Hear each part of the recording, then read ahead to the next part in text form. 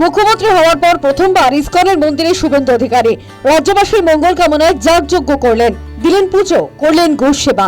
বৃহস্পতিবার সকালে নবদ্বীপের মায়াপুরে ইসকনের মন্দিরে পৌঁছন রাজ্যের নতুন মুখ্যমন্ত্রী শুভেন্দু অধিকারী। তাকে অভ্যর্থনা জানান ইসকনের সন্ন্যাসীরা। মুখ্যমন্ত্রী পরিদর্শন করেন ইসকনের গোশালা। তার আগে রাজ্যবাসী ও রাজ্যের মানুষের সুখ সমৃদ্ধি কামনার যাগযজ্ঞের অনুষ্ঠানে শামিল হন।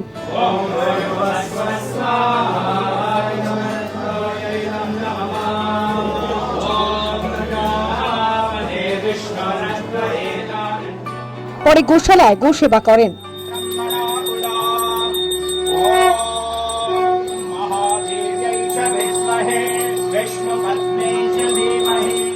দর্শন করেন চন্দ্রোদয় মন্দিরে রাধা মাধবের মূর্তি।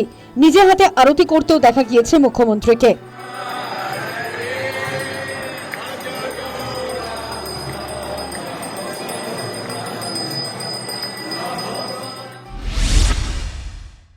গীতার বাণীকে গ্রহণ করে আগামী দিনে মানুষের কল্যাণে যাতে আমরা কাজ করতে পারি, পশ্চিমবঙ্গ যাতে আগের মতো তার হিতগৌরব ফিরতে পারি, সেই প্রার্থনা নিয়ে এসেছিলাম।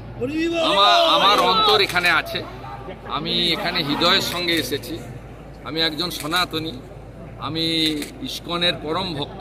আমি শ্রীলা প্রভুপদ গোটা পৃথিবীব্যাপী হরে কৃষ্ণ মন্ত্র আর প্রভু শ্রী জগন্নাথ দেবের রথযাত্রা, তিনি একমাত্র ব্যক্তি গোটা পৃথিবীতে ছড়িয়ে দিয়েছেন।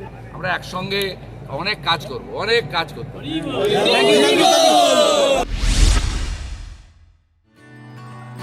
বৃহস্পতিবার মুখ্যমন্ত্রীর ইসকন যাত্রায় সঙ্গে ছিলেন নবদ্বীপের বিজেপি বিধায়ক শ্রুতি শেখর গোস্বামী।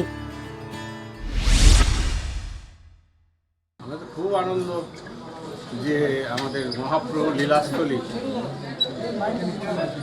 এই বিধানসভায় তিনি এসছেন মুখ্যমন্ত্রী হওয়ার পরে। এতে সনাতনীরা, গৌড়ীয় বৈষ্ণবেরা বিশেষ করে খুব আনন্দিত যে মহাপ্রভুর আশীর্বাদ নিতে তিনি নবদ্বীপ মায়াপুরে। মুখ্যমন্ত্রী পা রাখায় খুশি ইসকনের সন্ন্যাসীরা। News time.